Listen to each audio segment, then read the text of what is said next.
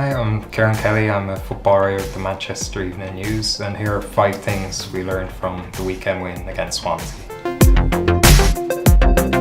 The first thing was obviously Anthony Martial making a brilliant impact from the bench for his second weekend running. The Frenchman came on with around 15 minutes to go against Swansea with the score still 1-0 and made a telling impact, being involved with all 3 goals, getting on the score sheet himself. It's becoming a recurring theme with Martial that he's desperate obviously to get the first start of the season under his belt, but he keeps knocking on the door with these great impacts from the bench. Jose Mourinho alluded to that in his post-match press conference and said that the growing French contingent at the club, not just Paul Pogba, but guys like Romelu Lukaku, Marouane Fellaini, who can all speak French, they're really helping him this season with that renewed confidence.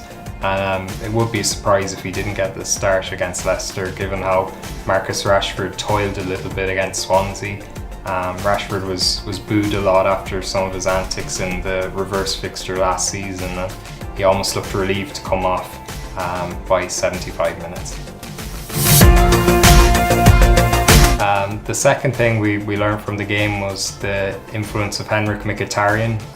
The Armenian had a fairly anonymous display up until the final few minutes of the game, where he created 2 goals.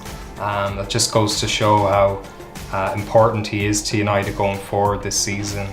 He's already got 4 assists under his belt this season, which is more than he managed for the last season in the league. So he's really making an impact, and for players to be able to make a difference when they're tired and the opposition is tired really shows you how important they are. And he'll have a huge season 1 year on from, of course, being hauled off in the Manchester derby.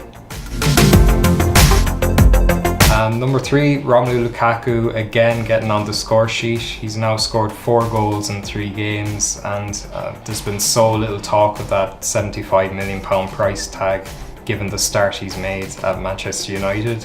Lukaku was trying to link play a lot against Swansea. He was moving around, coming deep at times, and he's really taken up the mantle that Zlatan Ibrahimovic left him in, becoming the main man at United and scoring goals when they really need it. That opener against West Ham was obviously really important, and getting on that second goal against Swansea really calmed a few nerves in those final 15 minutes.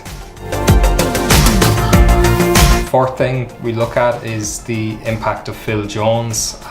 He really looked assured again at the heart of defence alongside Eric Bailly. Jones, of course, was one of United's most promising defenders last season before getting that injury in the spring, and his season kind of ended then. He wasn't able to start the Europa League final, for example, but he's really bounced back in pre-season. And tellingly, in 5 of those 7 pre-season games, he played alongside Bailly, which goes to show what Mourinho's long-term plan was with him. Against Swansea, he really stood up to everything against him. Tammy Abraham was a real physical threat, but Jones was able to keep him quiet. He nearly scored his first goal in 3.5 years when his header clipped the bar, but it wasn't to be his day on the score sheet, at least.